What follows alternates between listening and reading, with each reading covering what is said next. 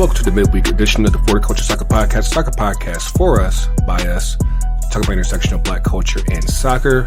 Got your boy here, Greggo here. Got my main man, Devin, to do. What's going on with you, bro? What's going on, man? Another day, another dollar.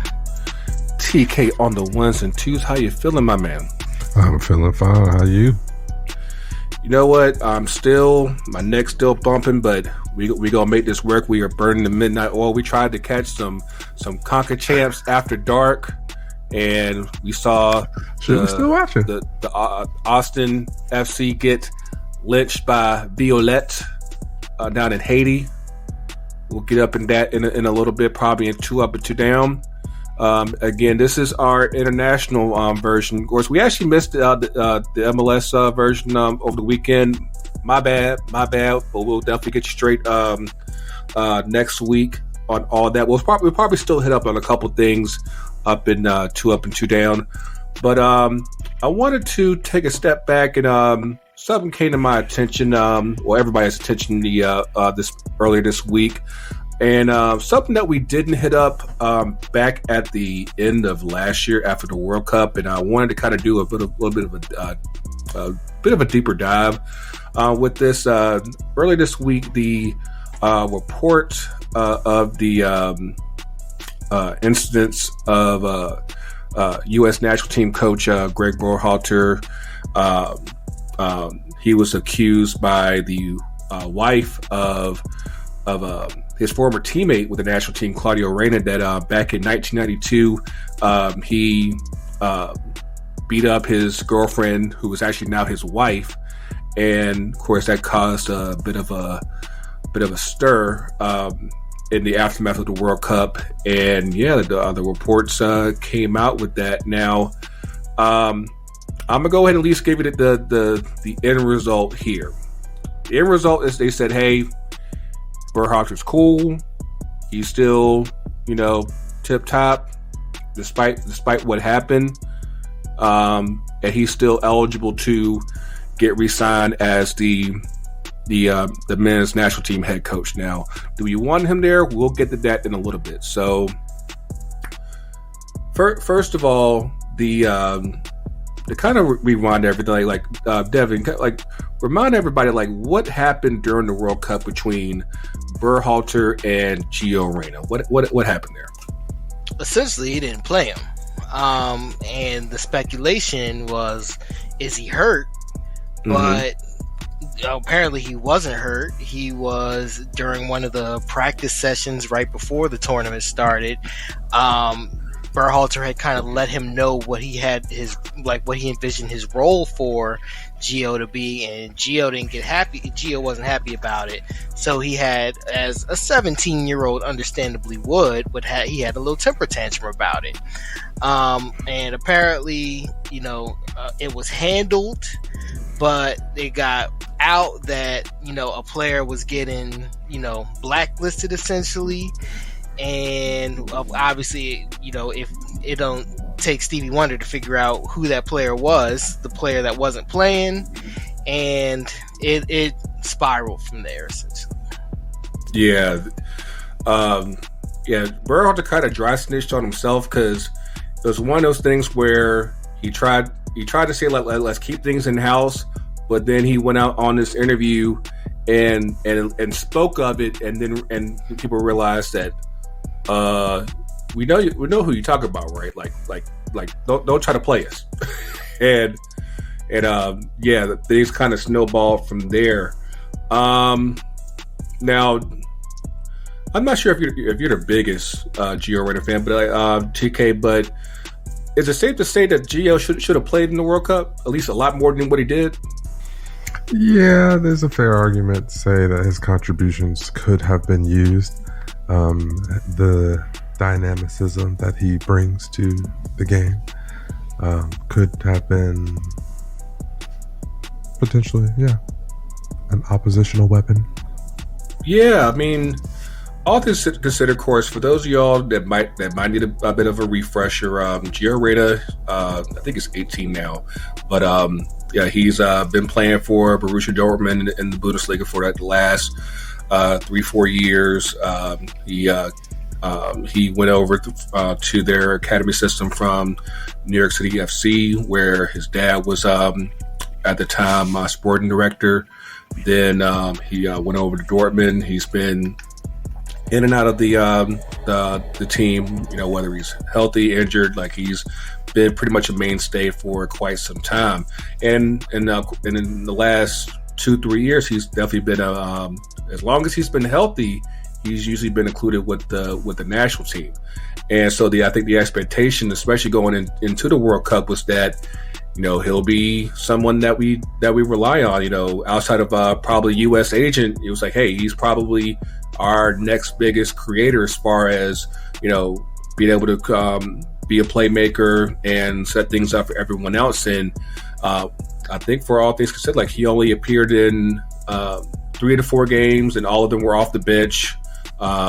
In the England game, I don't think he appeared at all.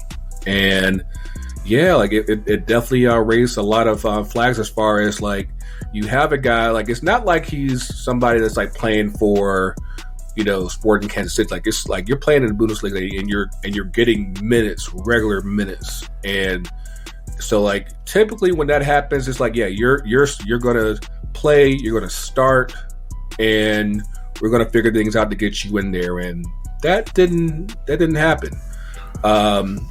Should he have had the Aronson role? I think Aronson definitely got the minutes that Gio should have got. Definitely. I mean, don't get me wrong, Aronson in his own right is definitely doing his thing, but I definitely think that Gio should have easily been starting easily. And yeah, like so, and of course, given what we ultimately like, it's hard to kind of make sense of what happened during the World Cup, because I feel like there were times when like we actually did look good, but at the same time, obviously with the questions that we had as far as striker, it was like, okay, who's going to be our guy to actually get goals? And of course, a big part of that is like we got to be able to create goals in the first place, and he would definitely be a guy that would be able to contribute in a big way on that. And Berhalter said, nah, we'll figure things out without him. Now, what came out afterwards was apparently, you know, Gio was mad about the situation. He was pissing off in training, and he actually had it came to a point to where he actually like got to a fight with one of the players. Now that part we never got as far as who that player was, but in the aftermath, he had to apologize to the whole team, and then each player on the team had to let him know how they made him feel, how he made them feel. And I'm like, all things considered, like that's a bit much for, you know, trying to teach somebody a lesson. But of course, that's just me. But you know, I think that there is definitely a message being sent that, you know, you're fucking up, which is understandable, but it's like you're trying to embarrass the kid. And for someone that's, you know, still legit young, it's like, do you really want to do that? But what was y'all's thoughts when y'all heard about that back when that first came out? I mean, you know, it's definitely like, again, the kid's 17. You know, if I was in that situation at 17, I probably would have reacted the same way as Gio Reyna. You know, like you gotta keep that in mind. You know, regardless of his skill and his talent, he still has a 17-year-old mind. So he's gonna have temper tantrums. He's gonna act out. And, you know, is it a lot? You know, yes. And would I probably not have liked it either? You know, I get that. I get all that. Like I'm really trying to, you know, turn back the clock here and picture myself at 17 again. And, you know, I definitely, you know, wouldn't be okay with it either. And, you know, if it was me, I'd, probably tell mom and dad too, like, man, this is what's happening to me right now. Can y'all believe this? Like, what can we do? And, obviously being the player that he is, the person that he is, and the parents that he has, they have a little bit more pull, a little bit more power, a little bit more say, and, what can go on around there. So, very unfortunate situation. I definitely wish it all could have, regardless, have stayed in-house. If it was handled, then let it be handled, because I really don't think anybody else outside of, Berhalter and possibly even Gio were even really still harping on it beyond that point. Yeah, that was the thing that I think when things started to get a bit twisted, because, again, you get embarrassed in front of your team, and you feel some type of way. You might sulk to your parents, and that's natural. That shit happens. I know it's happened to me back when I used to play football back in high school. Like, I was just like, man, you don't need me, and like I get all that. However, I definitely question whether or not Gio told his parents, like, hey, that thing y'all told me about, go ahead and push that, and let's get this guy out of here. Of course, to pivot real quick. So, of course, you have Gregg Berhalter, the men's national team head coach. Gio Reyna's dad is Claudio Reyna. He's a former U.S. national team midfielder, former captain of the U.S. national team. Played in I think it's a 02 and 06 World Cups for the U.S. And then later on, he became the U.S. Soccer sporting director for the men's team. And up until this incident, he was the technical director with Austin FC. And so, needless to say, he's been all up in the game at all levels. Not to mention his wife, Dani Reyna, who he met at when they both played at University of North Carolina at Chapel Hill. She also played for the national team for the women, so she has her own clout in her own regard.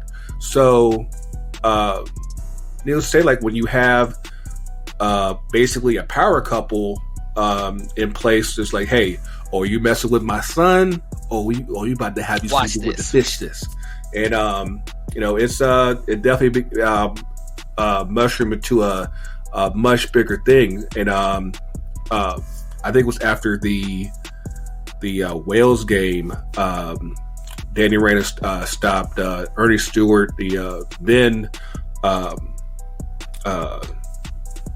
CEO of the men's national team, and he told him that back in the day, Berhalter put hands on his wife, and he shouldn't be here and everything, and that just snowballed to a huge thing. And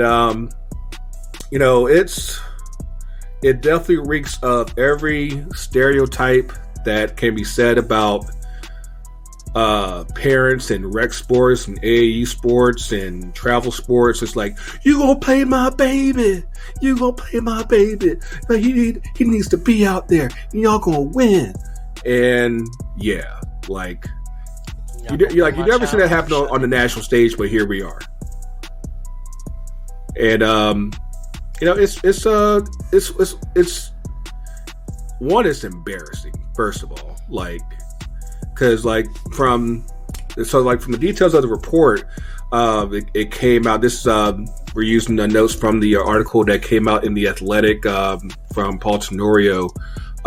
There's been a pattern of behavior from the Reyna family where they try to use their influence to get Gio moved up on certain teams for things about travel, things about refs that are being used for certain games. Claudio Reyna tried to get a female referee removed. It's definitely been a pattern where it's like they know who they are, and they're like, hey, like, all we gotta do is make a call, and and all them cool sneakers, all them bounce passes, they out of here. And it's Gio Jesus Christ, man. It would be like, to quote a famous Baltimore policeman, what it would like to be to work to support a real soccer federation. I like dog. Like, I need to understand this, TK. Why can't we get shit right, man? I don't know, man. It's America. You know how we do. All right, Snot Buggy. I would say we've truly made it as a country because we finally have drama. We finally have in-house drama. We have truly and finally made it as a proper soccer country. We've reached the threshold. Yeah. I mean, it's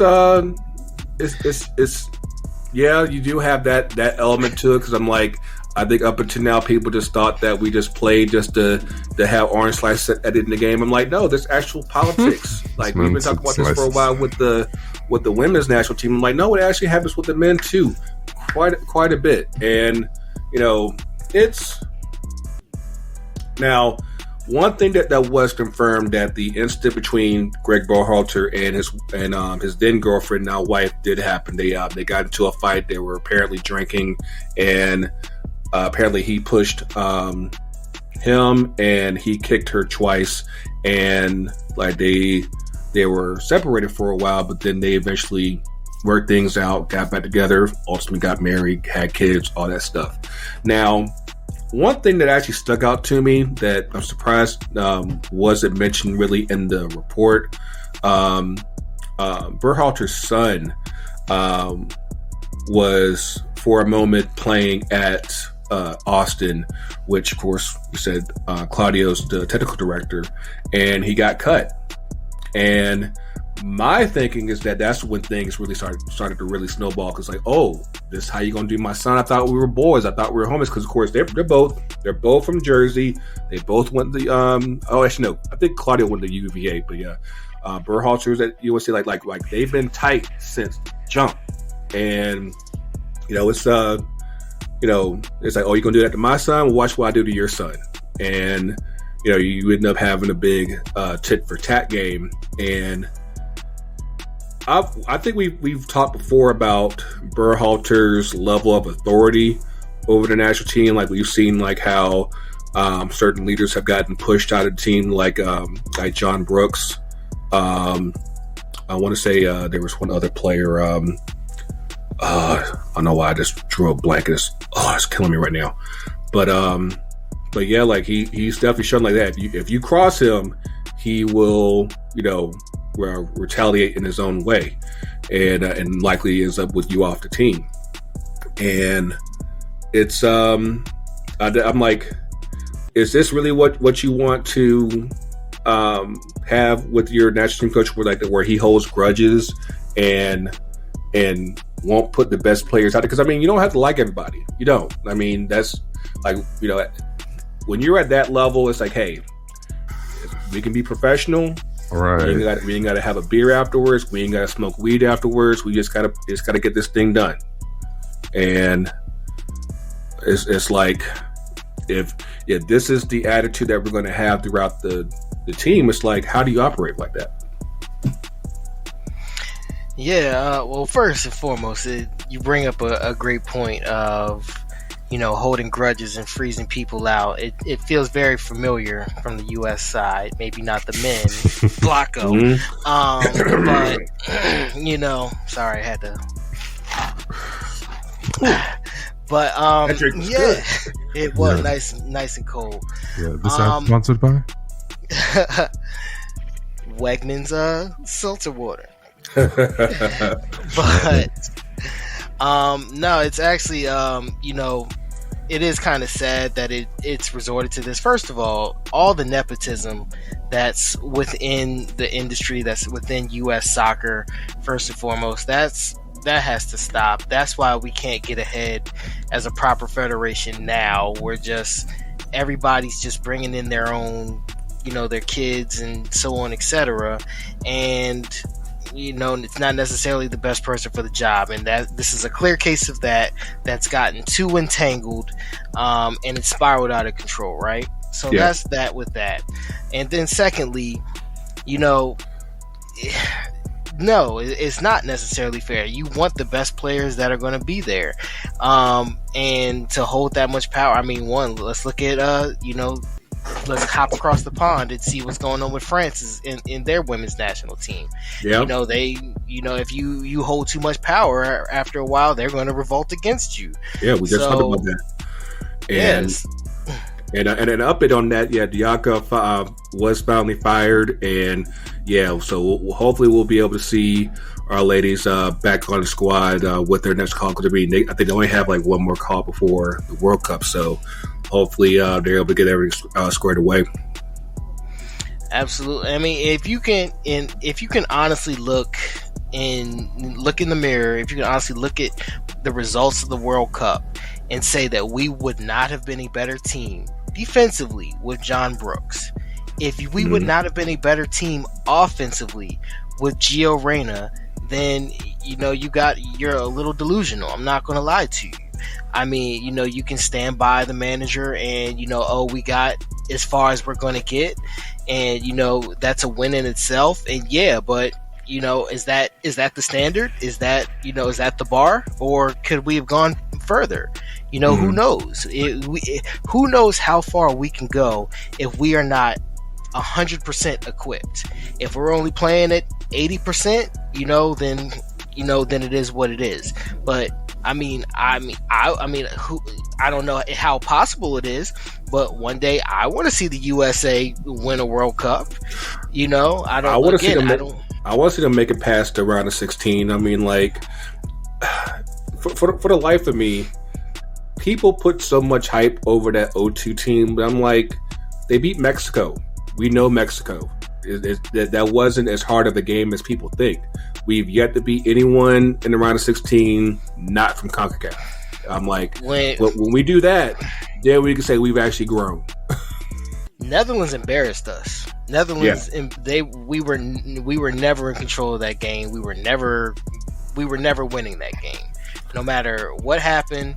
Tim Weah, was it Tim Weah, if I remember correctly, with the goal, with the crazy back heel goal that that wasn't supposed to happen. Yeah, that we did score, but again, that was a fluke of a goal. It was a hell of a goal. Did I celebrate the hell out of it? I sure did, because it was a fluke of a goal. Now, all love to Tim Weah. I love that man to death, and I hope they don't move that man to left back. But that's another story. Yeah, that's another story for another day. But I mean, ultimately, we could have been. I think we could have been better, and it just speaks to, if we're not playing with the full deck, why try? Absolutely, and it's. We especially when you talk about a guy like Brooks, we talk about a guy like Haji Wright, who I think had I think he was the guy that had the falling out with Berhalter before the World Cup, because he had a hot start at the beginning of the season, but then I want to say it was the September friendly, and some wires got crossed, and basically, like, he got told he wasn't going to get caught up for October, and his form, his club form, fell off not long after that, because like he was all up in his head about like what does he have to do to make it to the the World Cup team, and not Haji Wright, PFOC, that's it, that's who. Indeed, indeed, and but like I can't imagine, especially given all that we have coming up with the 2026 World Cup. We're hosting. We just got confirmed earlier today on Tuesday. We're going to have, it's finally confirmed, 48 teams, 12 groups of 4, and U.S., Canada, Mexico are all automatically qualified. I think CONCACAF still gets an extra three to possible, if I'm not mistaken. So we basically have to just run our race off going forward, and that's going to be hard to do if you have a coach that is already going to be treating one of your top players like, nah, you know, like you want to say that things are a clean slate, but do you really know? And all things considered, like you played Jesus Ferreira as a false nine against Netherlands. Like this ain't the level for you, Chief. Like there's what got you here won't get you there, and you know you ain't there yet. And I think that, and I think TK, you and I used to talk about this all the time. Like I often compared him to Lampard because he had all the prospects of being a good coach, but I'm like, you're pushing him in a position that he's not ready for. Yeah. You know, it's way too early in the game for him to have that spot to where, you know, he would have the expectations of actually doing something. And I mean, granted, you know, you got us back qualified. You know, we got our run against Mexico, and that's all well and good. But at the end of the day, like again, like we're trying to get past the round of 16. I think people are over the idea of celebrating making it out of the group stage. People want to celebrate more. Right. And it's not to say that Berhalter couldn't be a good manager and take us past that or to that point. But I just think that he's just not a manager who, and you know, at his age is tactically, he doesn't have the experience yet. I mean, yeah, he's just he gets outsmarted tactically all the time. How to get this job? Ooh, well, please. Because like there's like even if you still limited the scope to just American coaches, like there are American coaches currently in MLS that have won more, have accomplished more, and like because when Berhalter got hired, I think he was the first coach since Bora in '94 who didn't come in and hadn't at least won something. You know, I mean, obviously with Klinsmann, that was a different circumstance because he won his stuff as a player. But I'm like, he at least had that pedigree. But like, Arena had won shit, Bradley had won shit, and you know, like of those American-born coaches, you at least had the resume to say like, hey, I should be here. And all that Berhalter had done at that point, I think he lost. He did lose MLS Cup at home to Portland. I think that was back in 2015. But I'm like, you mean to tell me like he can't even win a MLS Cup, but he's supposed to be good enough to win to be the national team head coach? I'm like, meanwhile, you got guys like Peter Vermes. Now you got Steve Cherundolo, Jim Curtin, Brian Schmetzer, Caleb Porter even. I'm like, you got guys who actually have won shit and they can't even get a call. I mean, like, and the interesting thing now is that the people that they are trying to talk to now to, you know, restaff the upper management with the men's team, a lot of guys saying no. You're like I'm good on this drama. I'm good on these politics. We good. And I think that this job should be attractive. I mean, all things considered, but because of the politics that are ongoing, it's not as attractive as it should be. And I think that's a very telling thing with what's going on with U.S. soccer. But I'll leave it at this last question, just to kind of just make things clear. Now that we have this report out and Berhalter's been cleared, should he get this job for the next cycle? Before I answer, a popular rapper about the time I was in high school said a line that still sticks with me to this day. Keep your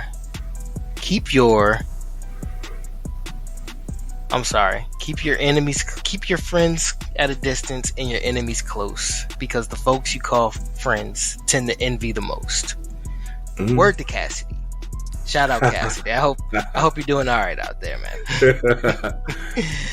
Now, I say all that to say, in spite of being cleared of everything and cooperate and you know, I'm glad to hear all that. That's good.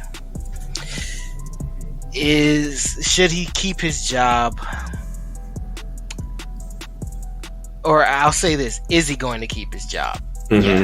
Yes, he is. He's going to remain the U.S. men's national team coach. Yes, he will. Okay. Should we move on? I think we've seen his ceiling.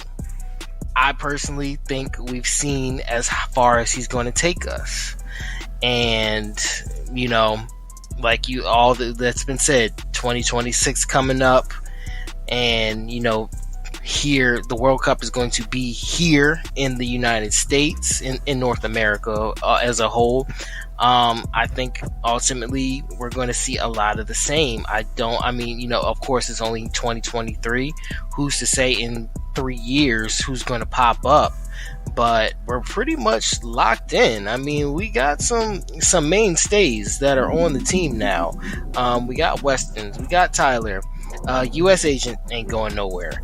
You know what I'm saying? Like, we have these mainstays. So, you know, these are going to be the same people that are going to be here, you know, next go around too. So I do think he stretched them as far as he can take them. So, is he going to stay the coach? No. Yes. Should he stay the coach? No. Okay.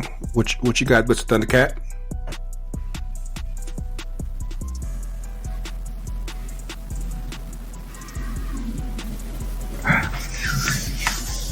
No. And no. I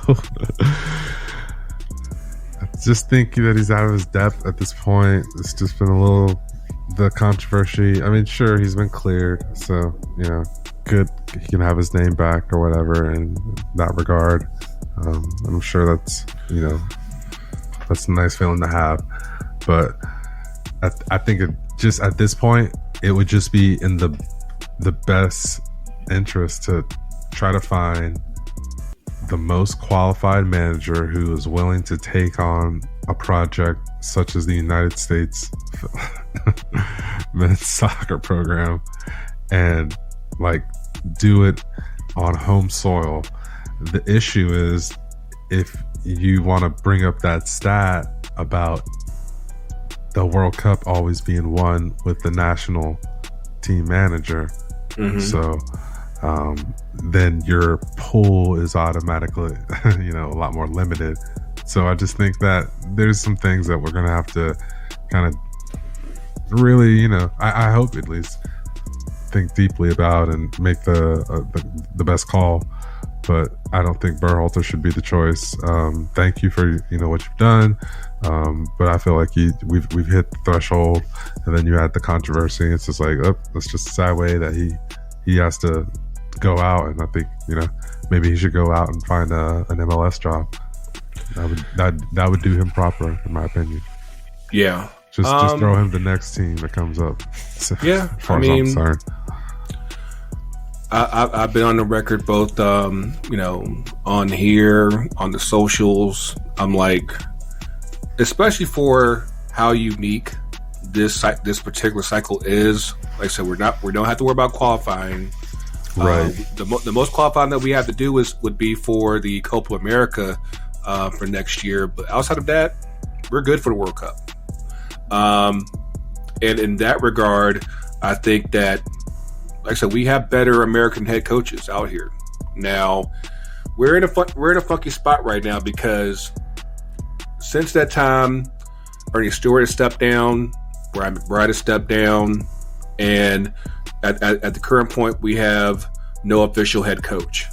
From the statement from U.S. Soccer, at least the plan would be to fill Stewart and McBride spots first, and then they'll handle hiring the next head coach. Given the time of the season right now, of course, MLS season has just got started. They're now like going into I think it's the fourth week of the season. More than likely, we're not going to see a job open up for at least the next 2 months. I mean, we'll see what Charlotte does, but we're not hiring that coach. But we'll see what Austin does. Hey, No, they'll be fine. That father-son duo, there's got to be one to kind of replace the previous one, and so the Reynas are in, they've walked themselves into pretty much. But at the same time, so like you're basically talking about the way things are moving right now. You're probably talking like the summertime when, at the earliest, where we would have a new coach hired, and I think I've said back when Stewart stepped down that the way things are going, we should just roll with the interim coach and call up the B squad and see who steps up from them, and then if any of those guys step up, we can include them into the fold with the A squad, going into next fall and everything. My worry is that they'll use this as a way to backdoor Berhalter back in, because he'll be like, well, since you're available and everything, we'll use you. We'll pay you basically each break and everything, and if you happen to be around for the Gold Cup, cool. If you win, hey, maybe you'll get your job back. Some dumb shit like that. I'm like, no. Again, what got you here won't get you there, and he is not the guy to get us there. And if you actually do have an expectation of using what's about to be the biggest pool of American players ever, you're gonna want a guy that knows how to handle that shit. And we've already seen what he's been able to do with just this pool here. Like, you want to have him have even more control and even more influence. I'm like, no. Right. No.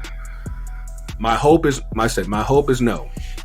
But I do see a scenario where he could, and that's the unfortunate part. And yeah, like, we need to cut the head of the snake and be like, hey, let's go ahead and just do a clean slate. Again, like, you could have an interim coach for the Gold Cup and do the whole process, but yeah, like, we need to have a coach that I said, I think there is an American coach that can handle what's gonna come up. I think the guy that we should be looking at with a bullet is Smetser out in Seattle. Like, he just won Champions League last year. He's won multiple MLS Cups. He's won US. Like, he knows tournaments. So I'm like, that should be your guy. He does pretty well with youth players. I'm like, I think that they have the right things in place to make that work. And even, like I said, they're like, even now, like, I'm not going to use it for my 2 up and 2 down, but like, LAFC, yo, they're fucking good. And Trundle got them humming right now. And it might seem soon because he's only in the second year, but I'm like, dog, they ain't no joke, man. They ain't no joke at all. And I'd be like, yeah, that'd be a real strong thought. So, but yeah, like, best of luck to Berhalter in his future endeavors. I'm sure he'll get a good landing spot in MLS. But again, there are better coaches out here, whether it's here or elsewhere. But again, the math tells us whoever wins the World Cup, they're coaches from that country. So we got guys here that could make it work. So, hopefully, whoever does come in with this new administration, they're able to set things right. But again, let us know what you guys think on the socials. Of course, you can reach us on Twitter at FTCUTD, on Instagram, all that stuff. And then, of course, I just finally got my Atlanta United jersey. It just came in yesterday, Monday. I'll probably have it ready to get it personalized this weekend, so y'all might see me out in the streets on Saturday if my neck will hold up. But like I said, we'll play that one by ear. But for all you guys out there, if you need your jersey set up, make sure you hit us up at ftcutd.com/shop. Get your name sets right, get your shirts right, all that jazz. And There's a special jersey out here that we know we're gonna hit up about in 2 Up or 2 Down. If you want that one hooked up, we got that for you as well. But yes, make sure you get it us. Make sure you get your jerseys right. And yeah, man, it's the season's about to get going for everybody. NWSL's got a couple more weeks. USL's got a couple more weeks. Like, everybody's about to get this thing going. So let us get this thing going and go up until 2 Up or 2 Down. TK, what you got there? Real fast, before we get into 2 Up and 2 Down, What's up? I just want to end it like this. I know we're talking about the next coach. I know we're talking about great American coaches. Smetzer, who's, obviously that's who I would pick as well. Qualified. But I'm going to just say one thing, and I'm going to end it like this. Okay. TT, sign the thing. TT. That was an interesting, like how he kind of put himself out there. And you know what, like, that's the frustrating things. I mean, obviously, I would love to have a black head coach. And of course, obviously, there's no black American coach who has the resume, I think, to warrant it. So it's like, if it's going to be black, it's going to be somebody from elsewhere. And if he brings the right presentation, it's hard to argue against him. If you gave Clemson a chance and he ain't won shit as a coach, you can't do worse. Come on. That's all I needed to say. Cool. Well, I'm gonna foray that into my down, my 2 ups down. We're gonna start with the down, and it's a lot of the country has introduced some pretty crazy bills. So I would be checking on that stuff. There's like a bill in Tennessee that basically says like an ordained person can refuse to wed you, transgender, interracial, whatever. They're trying to bring back gym. I think they already passed it actually in Mississippi, in like Jackson area, to basically like bring back Jim Crow. South Carolina, they're trying to pass a law to execute women who want to commit abortion. There's a crazy one in Florida. I'm telling you, it's pretty wild right now, man. There's a crazy one in Florida where, like, if you accuse somebody of racism or like any type of discrimination, you can actually sue them for defamation and basically get awarded $35,000. Like, don't matter if you live in Florida; it applies online as well. And I posted about it earlier as well. They're basically trying to remove every black fraternal and soror from every college campus in the state of Florida. It's HB Bill 999 for Florida. Check that out. So those but the are white supremacist ones are good, though. They're good. I don't know, man. They're something fine. About like they're the fine. The they're natives fine. And the blacks, and like we need to not let the Jews too take all their cultural books. Just throw them away, please. Thank you. Bye. We're done. Florida, come on down. It's a great state. So yeah, those are my downs. Ups are I just booked my vacation, or almost booked the vacation. We're getting there.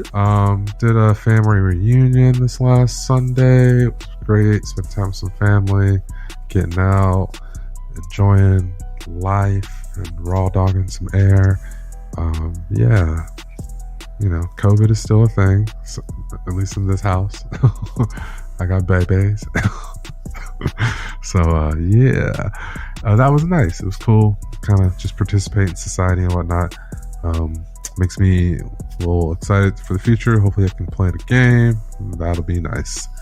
Also another up, going out of town to do some work, going to Vegas in April, and then hopefully New York later in May. So 'tis the season. Trying to get all my things done, execute. Got some cool stuff in store for the culture, and I think that's really it. Thankful for family and friends. Word. Devin, what you got, man? I can go. Start with my first up. NWSL season is starting in less than 2 weeks. Very excited. Washington Spirit, we open our season at home at Audi Field, our permanent home now, against OL Reign. Y'all want tickets, please reach out to your boy at _Devin Pugh on all socials. And I can get y'all taken care of. But no, it's going to be a good season overall. Very excited about it. Can't wait. And my next up, the number one team in England, the number one team in London. I'm going to talk about it all day, every day. Y'all going to hear about it as long as it keeps happening. Was it 1, 2, 3, 4, 5? We just so good right now. Yeah, Y'all saw that clinic, that show against Fulham. That's a clinic. Yeah, 3-0. It could have easily. Yeah, it really been could. 5-0. It should have been. It should have been. It should have been. So I'm riding high. You lack execution. Your team will not succeed. Hey man, all I'm gonna say is, it's a good time to be a Gooner. That's all I'm gonna say. So those are my 2 ups. My 2 downs are also, we're gonna stick in the NWSL. FIFA just announced that the NWSL release for the game will be pushed back a week. It was supposed to release tomorrow at the time of this recording, but there are some issues have happened and come up, so we're pushing it back to the 23rd. We saw that kid. We said, "Hold up, player." Well, I was really gonna say I bet it was some of those player ratings, one in particular, all the above. That may all have the above. That's a story for a whole nother episode. You might have to check Shea better on that one because, bro, that's a whole thing. Indeed. Yes. But nah, it is what it is. At the end of the day, as much as the anticipation and hype was for it, I would rather them get it right than to rush it and it fall flat on its face. And that, with it being our, the NWSL's first time in the game and everything, you need to do it right if you're going to continue to grow this game, if you're going to continue to bring awareness around the league, so on, etc. So I'd rather them do it right than to rush it and it just be terrible all around. So I appreciate it. It sucks, but it is what it is, and I thank you. And then as y'all just mentioned, my other down, we're going to be, especially that Portland kid. My God. Wait, something wrong with the kid? We don't know its whereabouts on January 6th. All I know is that kid drives a Hemi and it has truck nuts. That's all I know. That kid goes to Buffalo Wild Wings to get drunk and watches UFC fights. Off the exit 19. Oh no. So nah, man. It's not a good look. It's as much as y'all, or as much as Portland tries to spin it, it was a swing and a big miss. I mean, we taking it back to 2004 with Ed Hardy, and I heard that the kit comes with the Von Dutch hat as well. So yes, it does. It absolutely does. So it's everybody. There's people like, at least they tried, but I mean, it is a perfectly Portland kit. It matches a Portland kid, and that's both a good thing and a bad thing. So you're showing how much you disagree, but also giving them a glaring endorsement. You know what? The funny thing is that I actually think it'll look pretty good on the pitch, but it's one of those things that if you run out in the streets, dog, you get roasted on sight. Don't do it. But that's what you see in the New York subway, and you'll be like, "Oh, this is at home." I will say, as of this recording, though, it hasn't been officially released yet, but Angel City's been oddly quiet about their kits when it comes to the Portland kit. So that's all I'm going to say about that. Okay. So maybe something still in the oven. Pull it out. We are coming up on time, so I'm gonna make my stuff pretty quickly. my on the where's my stuff at? Give me 1 second. Okay, there we go. As far as the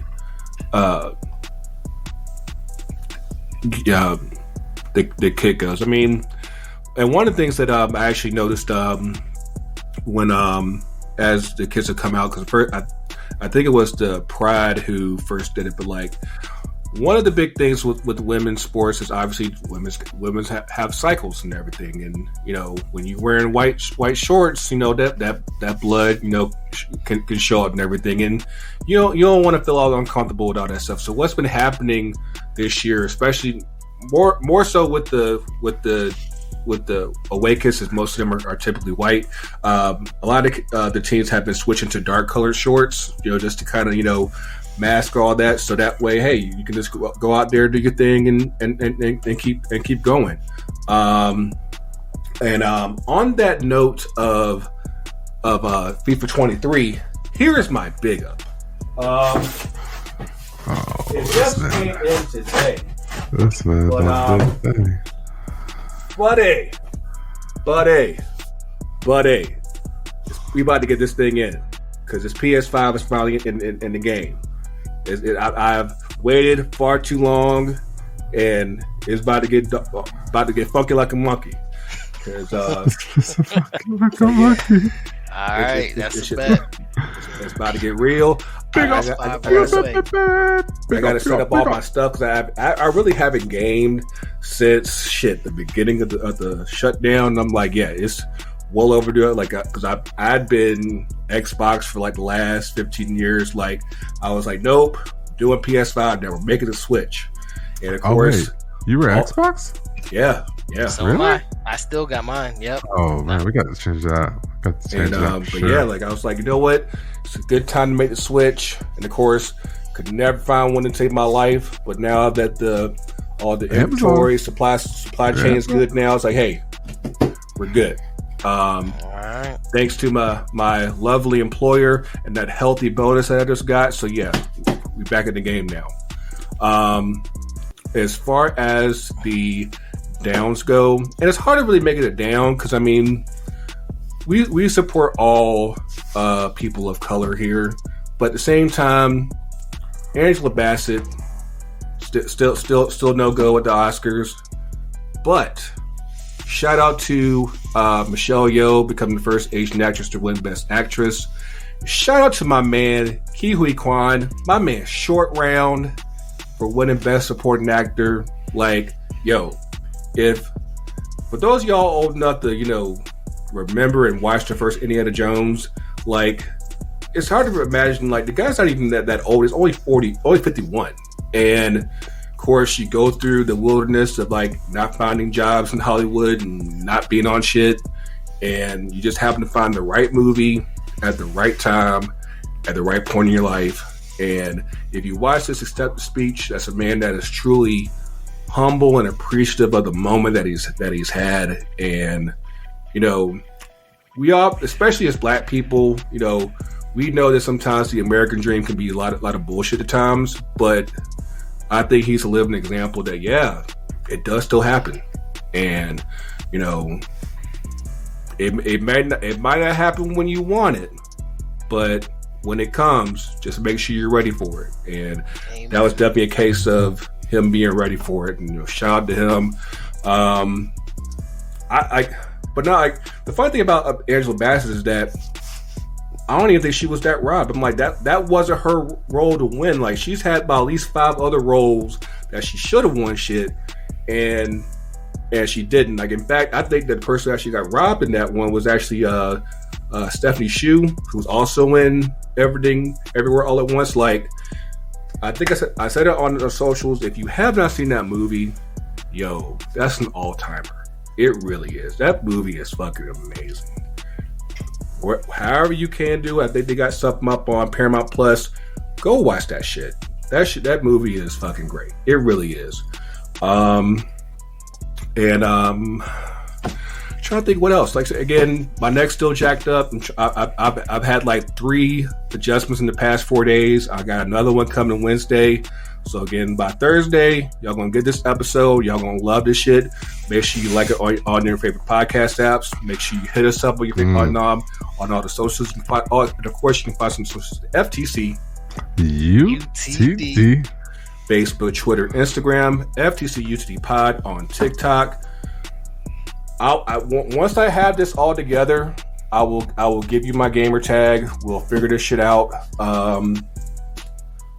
I think by the time this shows up, the tournament will have started. I'm pretty sure we'll still have a tournament challenge. Are we going to have that, TK?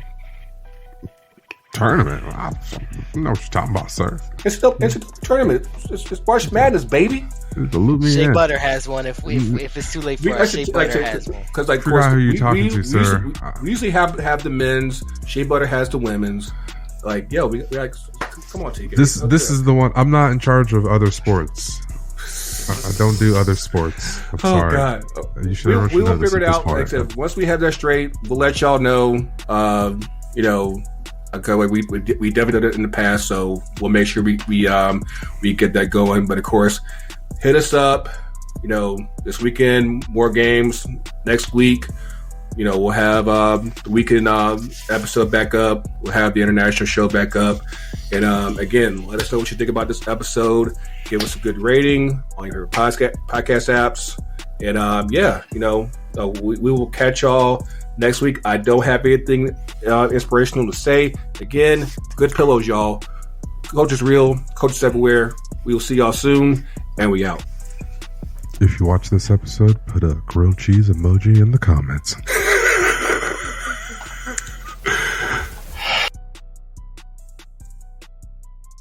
FTC UTD.